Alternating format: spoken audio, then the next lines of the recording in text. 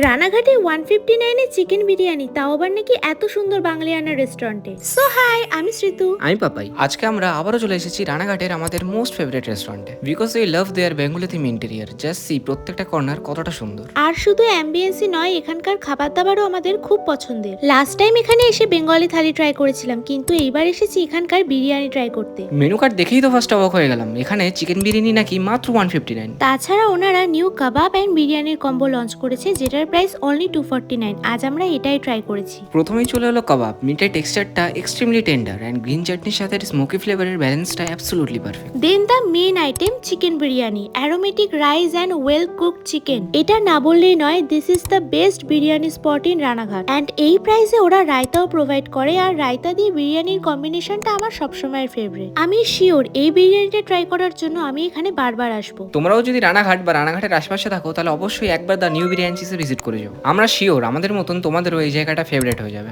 Now save this reel for proper location comment.